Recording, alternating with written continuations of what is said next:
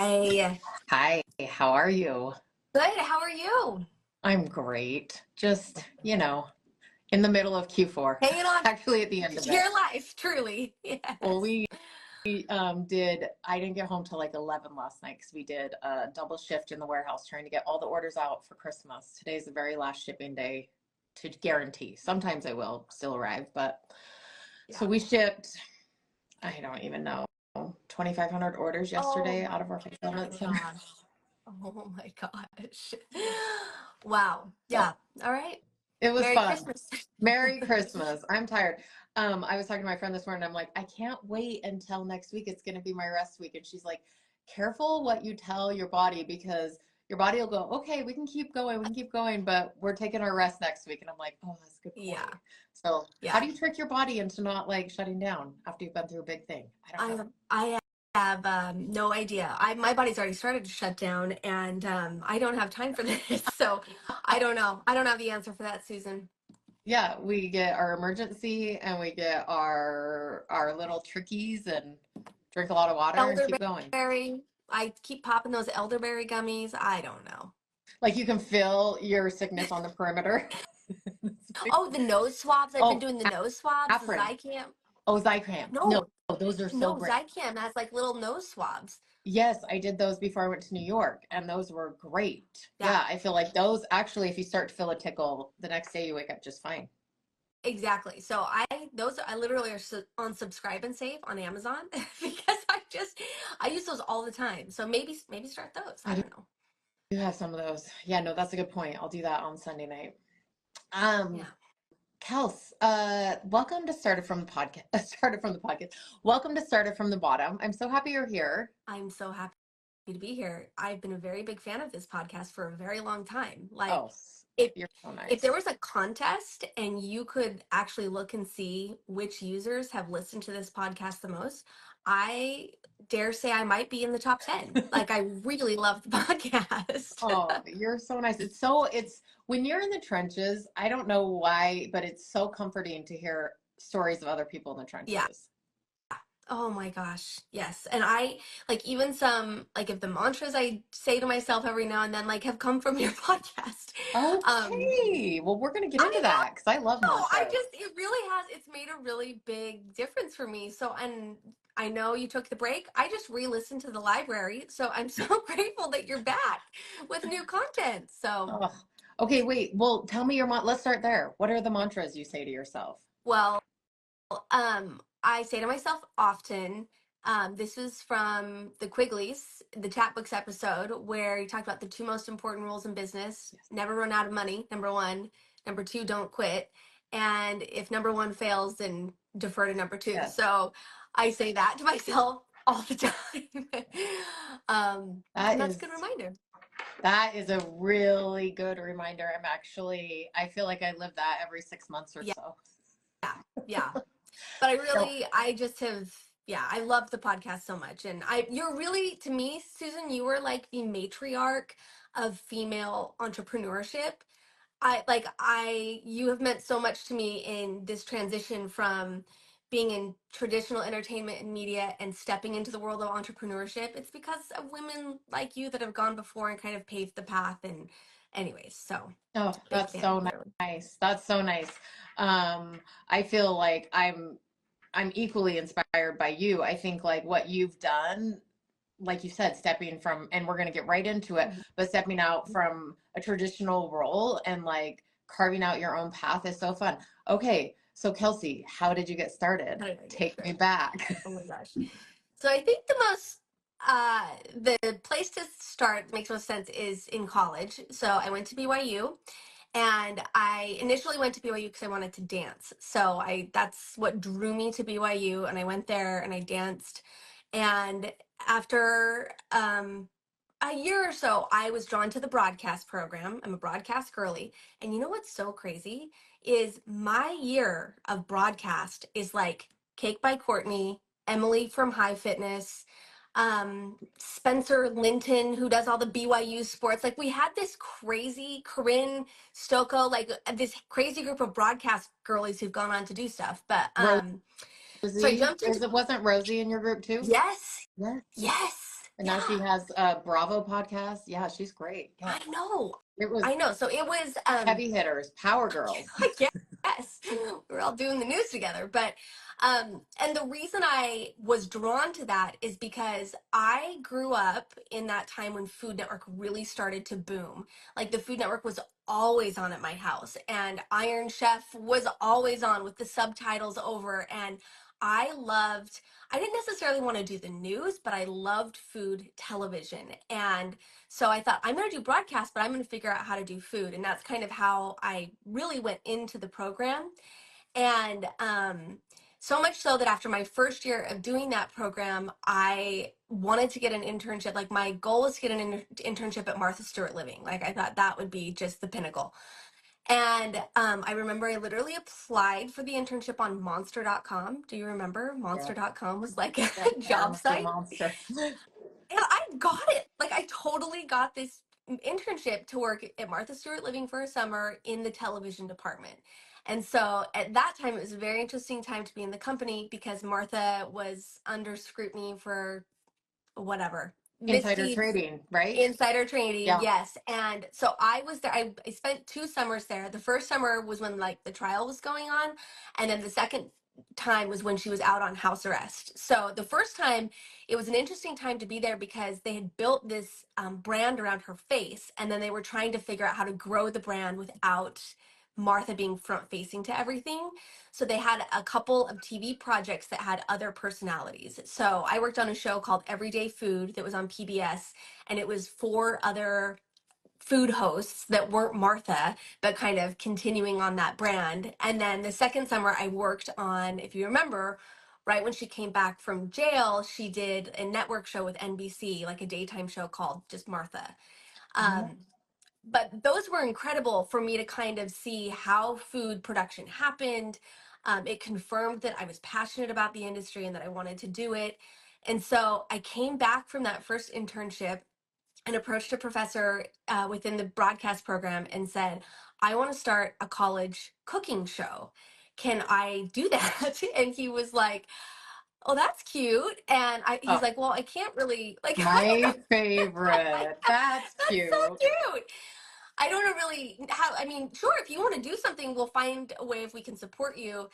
And little did he know that I was going to figure out how to make this happen. So we ended up like finding an old infomercial set that was like driven from San Diego to Provo. Do you remember when iProvo existed? It was like this weird fiber optic It was network it that was, was pre-Google Fiber, yes, right? Yes, okay. yes. Yes, I remember. So they were, yeah, they were in partnership with BYU TV for a bit.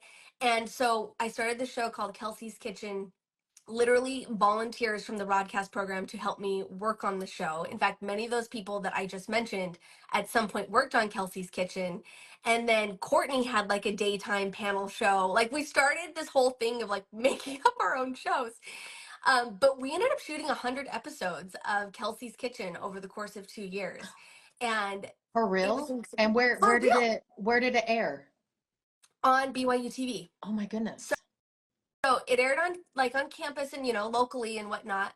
It was terrible, like so the worst stuff you've ever seen. But we shot all these episodes and like the sink didn't work, the oven didn't work. So I can remember I would have to bring everything prepared, and then I'd like pour stuff out in the toilet in the bathroom or like use the bathroom sink, or and I'd have to make two, so like if I was putting something in the oven and I had to pull it out, one had to be already done, the beauty Yeah. shot. Yeah. Anyways, it was wild, so much hard work, but a really good experience. And you mentioned this person on the podcast, I think it was last week or maybe Courtney's episode, but when I was graduating from BYU after having filmed all of those terrible episodes, Ruth Todd came to me and actually bought rights to those. To, I don't know if she still does it, but at the time she was doing like an international TV thing where people were learning to speak English, and cooking was a great way because it was directional. And so I ended up selling for the smallest amount of money, but perfect to Ruth for her to use. So maybe they're playing somewhere in Brazil right now. I have no idea.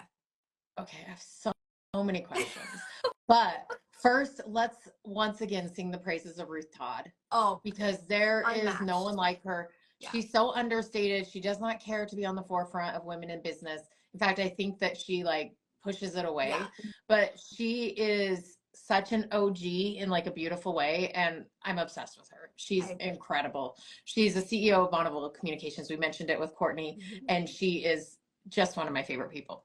Okay, so going back to all of the people that came out of your program, Mhm. do you, so I think there's like a couple of things that are contagious, specifically feelings. Like I feel like if you have a bad attitude, that becomes contagious. If you have a good Mhm. attitude, like being very assertive, that becomes contagious. Do you feel like you guys were all like aspirational and like very driven? Like was Yeah. it contagious there, I, or I how? think so. Yeah, and it was also an exciting time for media in general. Okay. Whereas like this world of broadcast news, all of a sudden there was all this lifestyle programming coming onto the scene with networks like HGTV and DIY Network, and you were seeing people rise in the ranks like a Chip and Joe. Like all of a sudden it was like, oh, I can do TV, but it doesn't have to be like I can be creative with TV. And so oh, I just noticed Kimber just hopped on. Kimber was also, Kimber Pro Pop. Kimber was also my Yes, a broadcast you guys girly. So were just stacked over I there. I know it was stacked, but honestly, I think it was that realizing that you could do more than just news with media. And it Well, was and just like I awesome. also feel like iPhones were coming out, and so Mhm. there was a democratization of like how to create media. And so it used to be like, oh, you had to have the big camera and the boom mics and the lights and all of this stuff and a director and someone who knew how to cut it. And like now, well, now here we are, I don't know, I 10 years know. later, however old you are. But it was now like everyone has CapCut Pro like on their phone. You can cut anything and you can make it look beautiful, but I feel like it was like there was a movement into that, Mhm. and you guys just all We were like just saw snapping. the well, Yeah, right, super and you snappy. see some white space and you just go after it. Yeah. Because even Spencer and Jerem, who they started a sports show the same time. And so look at how that has escalated into them being these, figures in BYU sports. So I'm really grateful to the department that they allowed us to do it because they could have said, no, we don't do that and not support us. But they really did support us. And it made a big difference in a lot of our careers in that way. So especially mine. It was really something. So I was able to kind of cater my major to this idea of food and television. And my plan always was get my degree in broadcast journalism and then go to culinary school so that I could kind of combine the two. I also feel like kudos to all of you guys for like not being super competitive with each other, but just like helping each other Yeah. out, because I do feel like again that there's like a culture around the you guys that came out of it, and Hmm. everyone I've met has been like super helpful, super kind, really scrappy, really fun. Okay, love that. I want to, and then I had another question about, okay, where when you worked for Martha Stewart, Yeah. um, where were you living? Because it's a slog to get there on the subway. So I lived, it's so funny. It's a good question. So there's an awesome like LDS network, singles network in the city. And there used to be someone who's, I don't know if it's still this way, but their calling literally was like housing coordinator Oh, because cool. so many kids would come to the city for internships and whatnot. And so I went through that to get paired with a group of girls living in the city. I literally slept on the couch. Like that was what I was paying for was it was $750 a month to sleep on a bed bug infested couch. Um, but I had the time of my life. I lived that first apartment was in Hell's Kitchen, and I was so excited because it was so That close to is Times Square, and I close. Yeah. I thought that was so exciting. Little did I realize, oh, like you only go there if you're a tourist. You actually, it's not a privilege to schlep through Times Square every day, on No. your commute. But I mean, this is so crazy. So I lived there mostly because that's where I found an apartment through this network. But at the time, Martha's studios were in Connecticut at Turkey Hill. I don't know if Oh, have you watched the Martha no, documentary not on Netflix yet? yet. I need Oh, to. you would love it. Okay, You would on love it. it. Like It's on holiday my viewing, you list gotta for watch it. next week. Yeah. But her so she had studios in Connecticut and then they for years occupied the Starrett Lehigh building in Chelsea as well. So my first summer, I would take the train every day to Connecticut, which is like, why was I? Anyways, I took the train to Connecticut to work out of these studios, and I was so excited because I would go through Times Square and get to Grand Central Station and do my train ticket, and it felt like very much Bless small you. For the city first week, you girl. were excited to go I through was Times excited. Square. I was like, wait a second. But then the second summer is when she was shooting her daytime show, and that those studios are in Chelsea on 27th. And the craziest part about that is I was there for that first season. And so it was just as they were building the sets and all of that. And then once Martha's show ended, Rachel Ray moved in, and that's where the Rachel Ray show was shot for years. And in the latter part of my television career, I was a very regular guest on Rachel. And so I would go, having been an intern in that space, to then being a guest on the Rachel Ray show. And it was just fun. It was always kind of like a full circle moment for me. Oh, I love that. It's like Yeah, Pinchy. Like, I remember when I used to do this, there was my little spot. I did that. I Yeah. know. Do you want to know what my very first job was as an Yes, intern on the always. Martha show?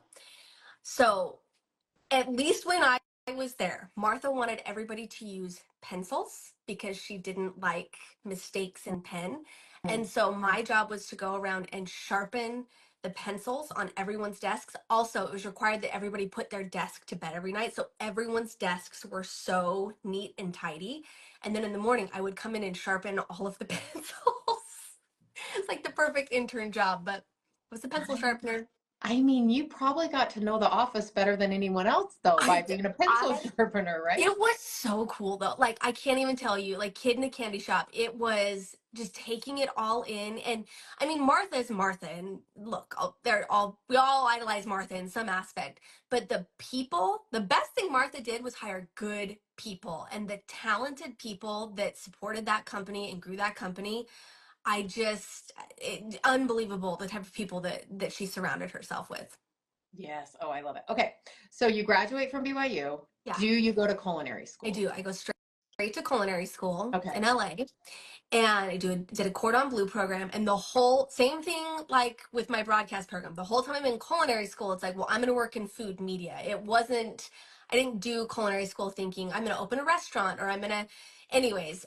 So I was kind of looking for what I was going to do with that. I did an externship where I did some food writing at a newspaper, but the goal really was, I really think the whole plan was to just go back and work for Martha as a full-time employee. That's really what I thought I wanted to do. But then, just as I was finishing up culinary school, I auditioned for a reality show on Food Network called Food Network Star, where essentially a group of people compete to win their own cooking shows, kind of like Food Network's version of Top Chef. And it had been going for a couple of years, and I got cast on that show. I went and auditioned and got cast. And so just before culinary school was over, I went to New York for 6 weeks. And oh, you'll also appreciate this because you're a Swiftie. We stayed in the Cornelia Street house that Taylor once rented. I know. Stop. I'm Okay. not joking.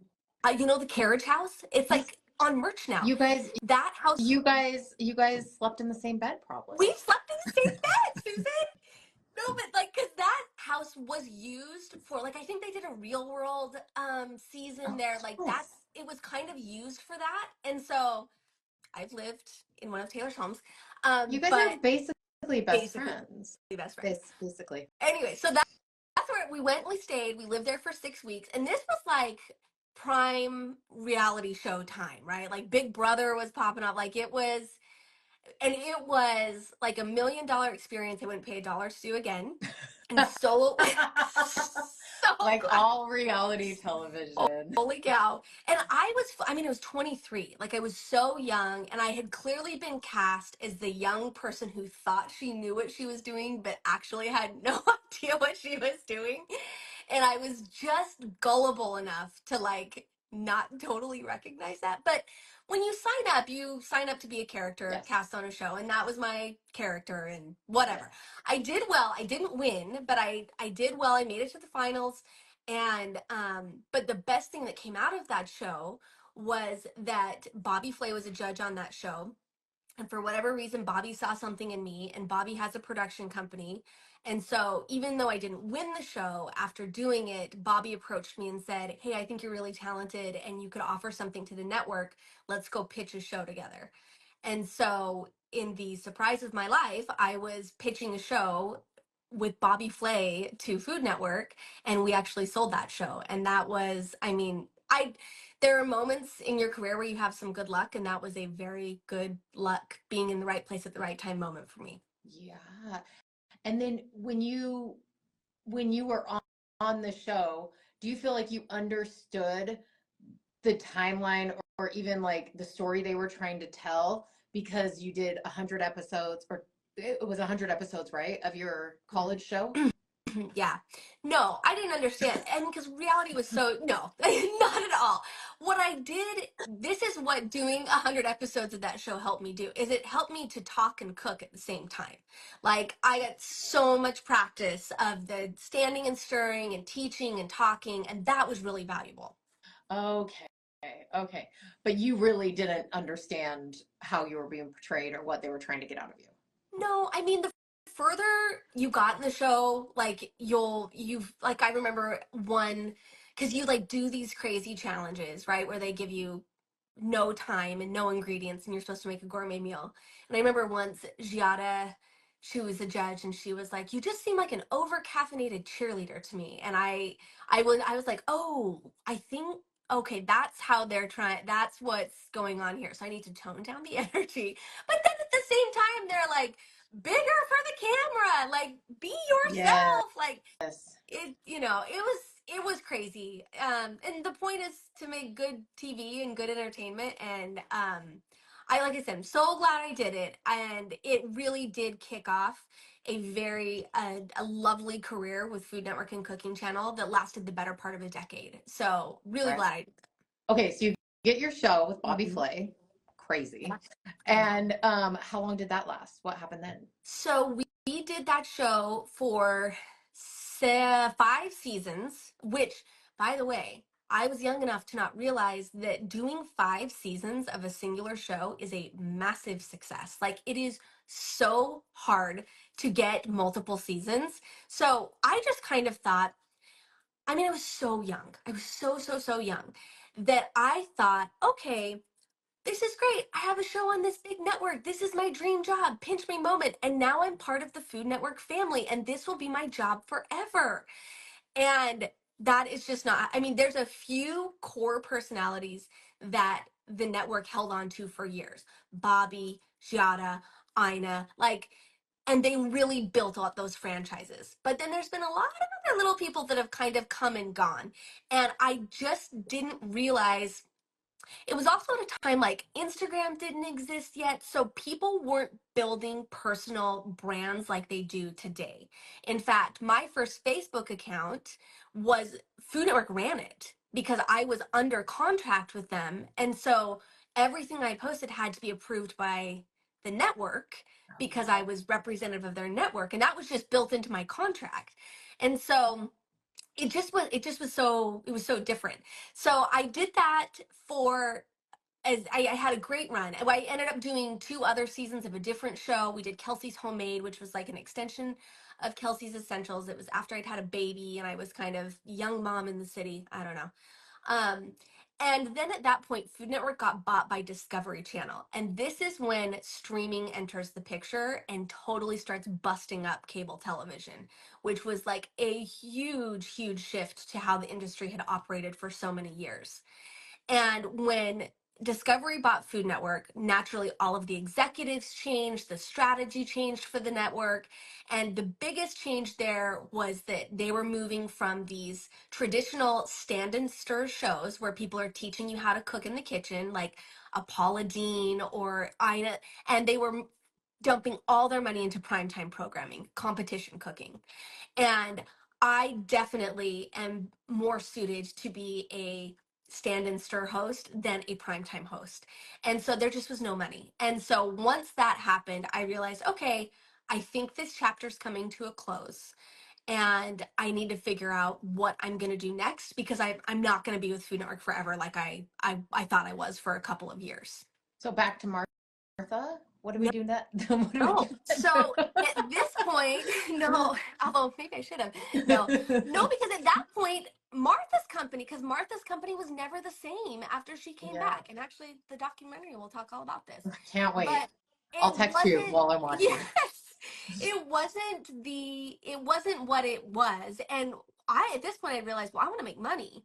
And I had been locked into this reality show contract where I was not making great money, even though it might appear on the outside like I've got this big, fancy job and I'm on TV all the time. Because I had that reality show contract, they could pay me peanuts. And so I was like ready to make some money. And so I thought, well, why don't I'm really interested in maybe writing and selling a show. Like I would like to try that. And so I approached two people in the business that I really admire. They were the creators of Chopped, which is arguably one of the most successful food franchises ever. And we'd worked on a few things together. And I said, I want to pitch a show to this network that does a ton of international syndication. And that was BYU TV. Because BYU TV is very interesting. They have a huge international footprint. And at the time, BYU TV was transitioning more from religious programming to more family entertainment programming.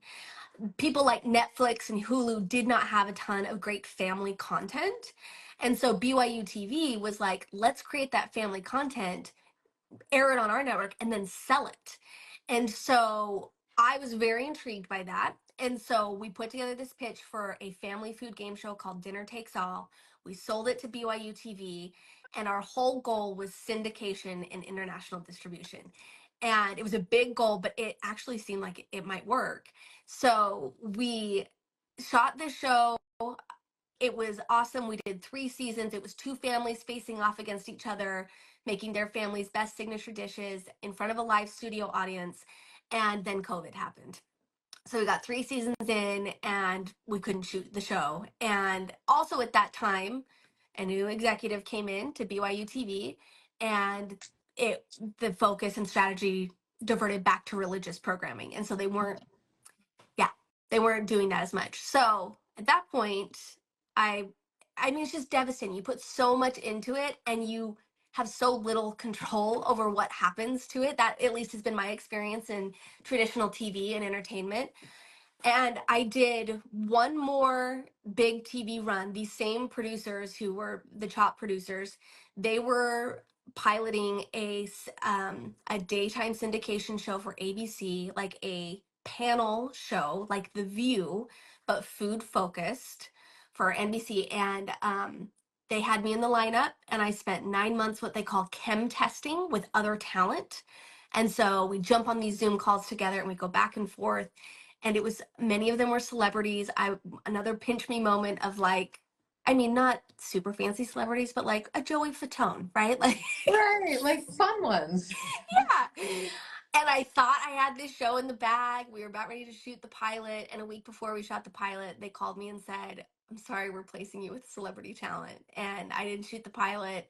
I was devastated, and that it actually didn't end up getting picked up, so it's fine. But it was that experience where I was like, I need a break from TV. I want to do my own thing. I want to build something that I completely own. I mean, you never have control over anything entirely, but I want to build something that I own. And if there's a problem, I can do something to fix it, and I'm not at the mercy of an executive who's going to greenlight something or not. Right. Okay, so then what is that? Let's talk about it. So it was, I remember this day very vividly. Is like the day that I pivoted most in my life is when that NBC executive called me and she said, I know you're planning on this show, but we're not moving forward with you. I was so sad. I'm very close to my sister. I called my sister in tears and she said, she was going to see one of our favorite comedians live that night. She's like, I'm going to Heather McMahon tonight. Get on a plane and just come with me. And so I literally drove straight to the airport. And on that flight, I remember I still have it in my notes app. I was like, I am done with this. Like, I am going to start something. And I wrote out Recipe Club and the saddest, loosest business plan you've ever seen of what I was going to do. And then I went and saw Heather McMahon with my sister, and I came back, and that's when I started Recipe Club and essentially kicked off my entrepreneurial era. Okay, and here we And are. here we are. That's good stuff, It was a actually. lot. I'm really inspired It already. was so a lot. But it was so scary to step, especially when you have a job that's so public Yeah. facing and that people like I very regularly was on the Today Show for years, right? And it would be like that's what my mom would talk to her friends at book club about. And to kind of say, okay, I'm not going to do this public facing thing anymore. And I'm actually going to put my head down for a couple of years and I'm going to build something. It was, I don't know. It was a good ego check. But it was hard. It was really hard. Yeah, I feel like every time I try not to, I really do. And I think, oh, I'm not going to let whatever I'm doing now define who I am Yeah. or let it say too much about Mm-hmm. me. And then inevitably I get emotionally attached and then Mm-hmm. I let it say everything about me. And then if it ever ends or I pivot or I need to pivot, I hate, I don't know if that's maybe too strong a word, but it always catches me off guard how much I take into account the status or the thing that I've let say something about me before I make a decision. Yeah. And I think it's just human nature. And the older I get, it probably happens less and less, but I've been the same way.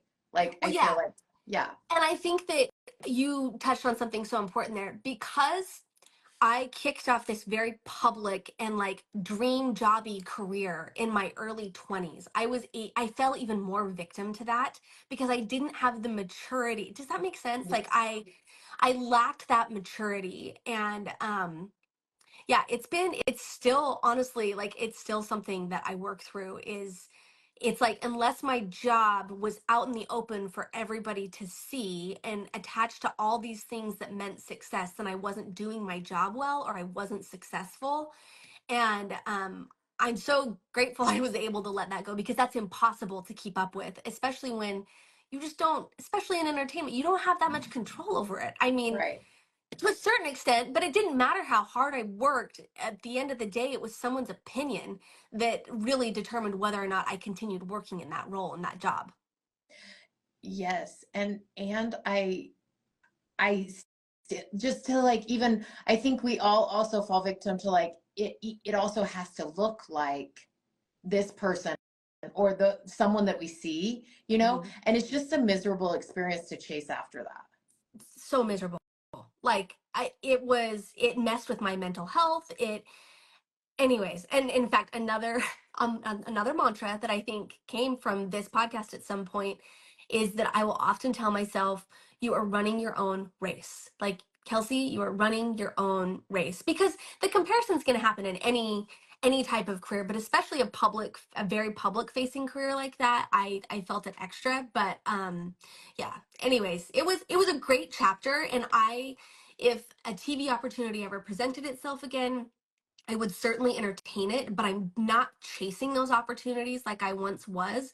And I no longer consider myself like a TV personality. Like that's what was on my bio for the first decade of my career is I was a TV personality. So anyways, Do you feel first of all, I love anything like comparison is a thief of joy. You're yeah. running your own race. What do you want? Like all those Mhm. things. I love that because as soon as I focus on that, I stop comparing myself to others. Like I Yeah. think it's just natural. We are way overexposed to people's lives or Mhm. overexposed to what other people are doing where it's so easy to lose focus on what you want to Right. do. And so I think about that all the time. In fact, every quarter I take a good stock Mhm. of I really write down what do you want Yes. and then I underline you and it's like I don't want what other people want and Yeah. that's fine, you know. And success might look different to you than it looks to me. Like it's, Yes. in fact, it makes me think of, I'm so sorry, the sun is like coming in here.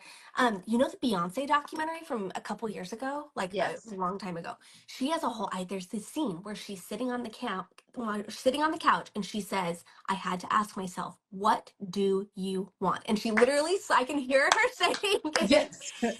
And it like so resonated with me that like even Beyonce has to ask herself, what do you want? And it not what do people expect from me? What is it that the Right. world is expecting from me? So, Right. you know, Or not even what do you want to look like, but yeah, what actually do you want to accomplish? Do you need to move? yeah. Here, I'm sorry, I don't know these California winters, Susan. Hold on. Oh, bless I your know, heart. I know. So sad. Okay, there we go. Oh shoot, I'm sorry. See, look, no lighting. Where's the lighting team when you need them? I Okay. don't, yeah, exactly. You have to do everything Okay. yourself. That's fine. Jeez. Okay, we're good now. Um, yes, I love that. In fact, I think that's where I got it from actually, was that Beyonce documentary. I remember being like, no one's ever asked me that. Right. Like, what do you want, Mhm. Susan? And now it's like whenever I do a one-on-one with an employee, whenever I start a mentoring job, whenever I'm doing anything with anyone, I'm like, what do you want? I can remember I asked an employee, she was going to school for elementary Mhm. education. And she was about ready to graduate. She was so good. She had such an operational mind that I really thought it was going to be wasted on elementary education. Yeah. And I go, hey, do you want to be a school teacher? And she's like, no, no one's ever asked me that before. Right. Right. Yeah. And she ended up graduating, but not becoming a school teacher. And she kept working for me Awesome. and then went off to like run other businesses and stuff. And Mhm. so I do feel like it's just so important. If no one's ever asked you that, Susan and Kelsey are asking you that Ask you, right what now. do you want? Yeah. Exactly. Get out a piece of paper, write down what you want, and Yeah. then visit it often Mhm. because it helps me. Like, you don't have limitless choices. What I always say is you can do anything, but you cannot do everything. Yeah. And once you make a decision, it limits all your other decisions. And so every time I make a big decision, I'm like, I go into it eyes wide open, like this is limiting a lot of other decisions that Mhm. I maybe think I want to accomplish. And so is this getting me closer to what I ultimately want or not? And if it's no, then back out of it. If it's yes, then keep going. Yeah. And when I was in that pivotal moment where I decided I wanted to start a company, the most important thing to me was I wanted to own something that was mine. I didn't want to be TV personality on X network. I wanted to create something that was totally from, like, I wasn't being influenced by what advertisers were supporting this piece of programming or what the network trends were in the biggest markets. Like, I just wanted, what I really wanted to do, also advice I've gotten from you, is I think I've heard you say before that the best businesses are created from a founder trying to solve a problem they can intimately relate to. And so when Yes. I sat on that airplane and I wrote out the note Recipe Club, I thought about myself as an overwhelmed mom with a 1 year old, a 5 year old, and a 9 year old. And I thought, okay, I love food. Food is always going to be something that's passionate for me. Like, I love it so much. And it's what I'm good at. I actually know how to do food. But I hate cooking dinner for my family. Like, it is, why do I love food? But this daily task of feeding these people I love so much feels so hard. And that is what the root problem was, is like, what is the product that I need that does not exist? And how can I create it? And so that is where I remember it's all written in the note. Like, the ways I get recipes, is that even as a food professional, is in cookbooks, food blogs, and on social. The problem with a cookbook, and I wrote a cookbook with Random House. I've done the whole traditional cookbook thing. It was a terrible experience, by the way. Writing a book is so hard. Um, You don't make any make no, money from a no book. money, no No money. money. Like, you're lucky if you don't lose money writing that book. So but even like, because I admire and follow all sorts of food personalities and professionals, and you buy the book, and you might end up cooking 2, 3, 4 recipes out of that book, but then you close it up and you put it on the shelf and you forget about it. And so it's like it's not a great user experience. Then we go to the food blogs. And I know Christian does a lot of cooking in your house, but when you're on a food blog, you look, I want same thing. I have the utmost respect for food bloggers, but they make money by people going to their site. And so they got to be SEO optimized. So there is so much copy and there are so many pop-up ads, and it is just a bad experience to cook from a food blog. And I No, don't think very many people would disagree with that. And that's never going to change because their business model is not, I don't see that model changing anytime soon. So then the third way is like on social. And look, I actively post on social, and there are some people who post a recipe and a caption.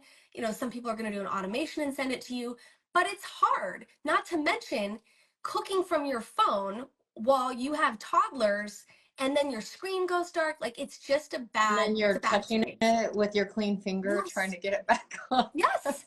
And so I thought there needs to be a better system for helping overwhelmed parents get dinner on the table, because what I love most about food is probably what a lot of people love most is it's this connection point.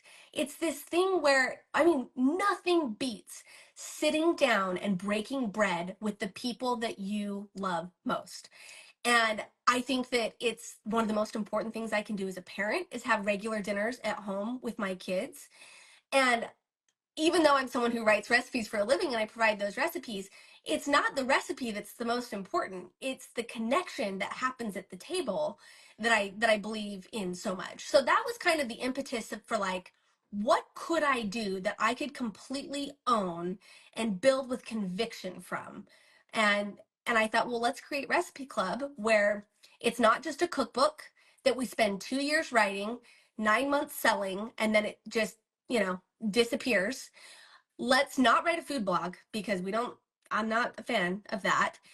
And how can we build not just a recipe resource, but a simple dinner system for people that they can return to over and over again?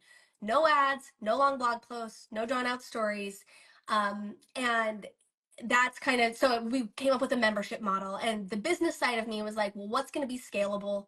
Can this be a digital product so that we can scale it faster and it will cost less money to get off the ground?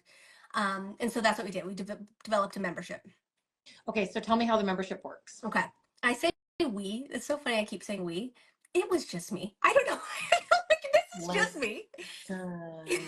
Listen, but we sound so much better. Yeah, This is what I tell my like I have husband this all the big time. fancy I'm like, team. don't mess up my story with your facts. Yeah. The Okay. narrative is the most important thing. Oh my gosh. So this is what I wanted to do.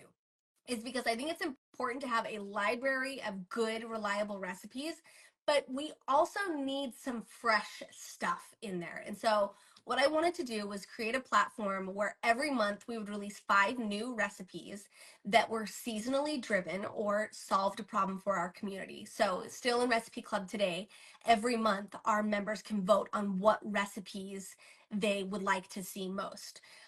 So oftentimes in summer, it's going to be more grilling recipes. This time of year, you're going to have some holiday focused recipes. But in addition to just providing the recipes that don't have any of the ad components, we also do weekly meal plans that have printable shopping lists, one-click shopping that's connected to your local grocery store, anything we can do to simplify the process. Because as I told you, I love to cook, but I hate making dinner. What I really hated was deciding what to make for dinner. Yes. And I think that is the real problem that we are trying to solve in Recipe Club is we help you decide what to make for dinner. And if you want a completely prescriptive meal plan that you can print off and just put to work, click literally one click, add your groceries to the cart, pick them up, you know what you're cooking for the week, we can offer that. We also offer a customized meal planning tool as well, where if you want to open your fridge, freezer, and pantry and see what you have on hand, plug those ingredients in, and then select your own recipes, then we can customize it that way too. But it's a system. And so it's not just recipe ideas, because nobody needs more recipe ideas. There's millions of recipes out there. What you actually need is a system that you Yeah. can return to over and over again. So that's always been the goal with the membership is in addition to the recipes that we have to have, because that makes up the bulk of our membership, it's the system and the support that we provide to help you get dinner on the table. I love that. So how many people are in your community now? We have about 5,000. Wow. And Wow. then Good job. Good job. That's I awesome. know, I know. I've been hoping for many more because the people who use it really, the customer feedback is so, or the member feedback is so encouraging. And, you know, I kind of thought the Holy Grail would be a digital product for so many reasons, not having to deal with fulfillment and, anyways.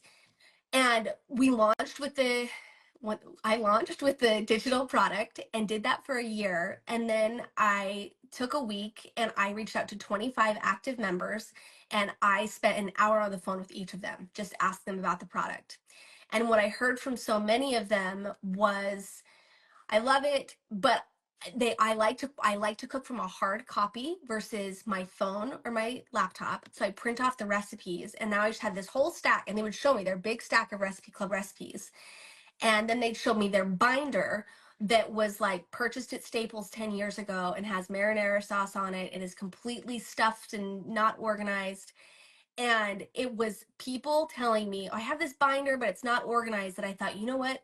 We should create a physical component to the product, a premium recipe binder that acts as an everyday resource where you can print off the recipes you make most often and keep them there. But it ultimately becomes like an heirloom that you pass down of the recipes that you make for your family. Yeah. And so then we developed that product, and that, yeah, digital products are great. Physical products are a whole different ballgame. Oh man, physical product. Well, so okay, so now you sell the binder, people print it Yeah, off. and That's incredible.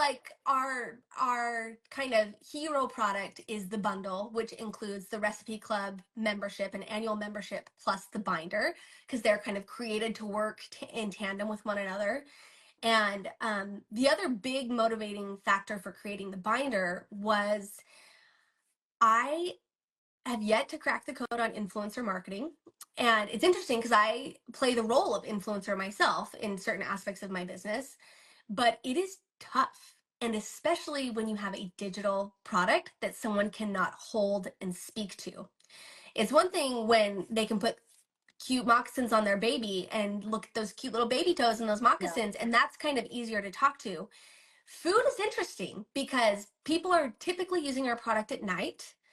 They're cooking for their families when there's no natural light. And taking pictures of food that look good, that's hard. It's super hard. It's not So, actually food when it it, looks good. no. So you've got all of these affiliates or influencers that are used to having, a pretty polished feed usually, or like they want the stuff they post to look good. And so we just couldn't get people to post the pictures of what the food they were making. And so I thought the binder might be a great way for us to be able to send that, a physical thing, to an affiliate or an influencer, filled with our most popular recipes from Recipe Club. And then we can help them kind of build their binder over time, sending them recipes. And that's an easier way. And that we rolled that out this year, and that really helped with our influencer marketing. But that's another reason I really wanted to develop the binder. Yeah, I mean, also I feel I love what you said, like it's like this heirloom. Like I can remember, I don't know which sister, but she has like a recipe card Yeah, of one of my grandmother's recipes. And like it's so special and it's so sweet. And I also love the notes that she put on it. totally. And Yep. so I love that. Okay, wait. What is next though, Kels? What's coming What's up? And coming I up? hate asking this question because it's like asking a pregnant woman when are you gonna have another I baby? But know. I know. Oh my gosh. So, doing the same thing we did with the recipe binder, we went to our members and said, what is it that you're wanting from us? And we took time to interview those kind of super users of our product. And people want more printed recipes. I mean, every recipe in Recipe Club you can print off, and we've designed all of the recipes to look as if they're a page straight out of a cookbook, so they're pleasant to look at. There's no yeah, ads, there's no weird spacing, um, but people don't have ink. It's like no one has ink, and who they're like, has a I printer? know. So Oh, since we have like close to 430 recipes in Recipe Club now. And so we're able to go through and look at the data that says these are the most popular recipes being cooked by your members. And so this year we're rolling out our printed collections. So we'll roll out like our 10 most popular printed slow cooker recipes that you can buy to then build your binder. So that's going to be big for us is printed recipes this year. And then we have a kids product that's coming out, a kids binder that's going to be super fun. And then we are launching a loyalty program within Recipe Club that's going to take a lot of bandwidth and hopefully community building for our members. And that's something I'm really excited about as well. Oh, it's so good. And here you are back to making cookbooks. Here I am. Oh my gosh. But let me tell you how glad I am that I am not working with a traditional publisher where I'm reporting to an editor who's telling me, no, they don't know healthy cookbooks don't sell, so we're not doing healthy recipes. You need to come up with something else. I can do what's actually working for me and my family, and I can be Yes. so much more connected, and the response time to what I'm hearing from my community can be so much faster than doing it the old-fashioned way. So, yeah, Okay, you touched on it, so I'm going to bring it up. How has it been growing a business with the children? Being a so mom. hard. Because you work So at home, hard. right? Yes, and it's it's funny. So we're in San Clemente, Southern California now, but we were in before this we were in LA in Pasadena, and I for about 2 years I had a studio space that I worked out of, and I realized that there is something about cooking in my home kitchen that makes me develop smarter recipes for moms. Oh, And because I serve who I am, right? I am the overwhelmed mom trying to juggle all of the things and make it work. And I find that I like developing, testing, and filming out of my home. Like I know it's kind of crazy, but yeah, so I'm working from home. It's tough. I mean, I'm really grateful for after school programs for my kids. My kids do, we are kind of past the nanny phase and they go to, aftercare programs at school, and I kind of feel like one of the only working moms in a sea of stay-at-home moms where I'm at now, which is okay. Like but there's so many aspects of it that are challenging. it is. It's not a joke. And how old are your kids now? 12, 8, and 4. Oh, fun ages. Yeah, That's really it's fun. fun. I do think that like I'm so happy that you actually get smarter at home. There are places where I can work better, and I do think that like tension Hmm. between being a mom and feeding your family and building a business and Yeah. it really creates some genius ideas sometimes. Yeah. I mean, look, it's not perfect, right? And like there's certain aspects that I don't love about it, but even, I mean, just financially speaking, it I can keep the money that I would be spending on a space in the business now, and that is really valuable to me. We're this is our third year. So in year 3, that cash like really helps to keep it in the business every month. And Yeah. so I don't know that I will always work out of my home. But for this I've been doing it for the past year or 18 months or so, and it's been good.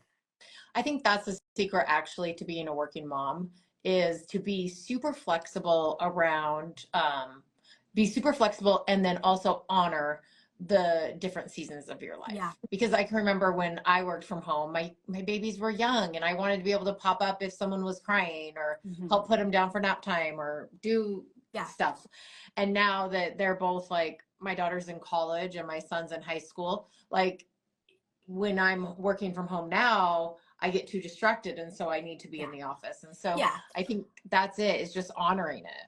Yeah, and look, my kids are at school all day. So I'm working from home, but I'm working from a quiet home. And when my Right. kids come home, and I usually pick them up from their aftercare programs around like 4:35, then I'm done-ish. You're never really not working when you're in year 3 of a startup, but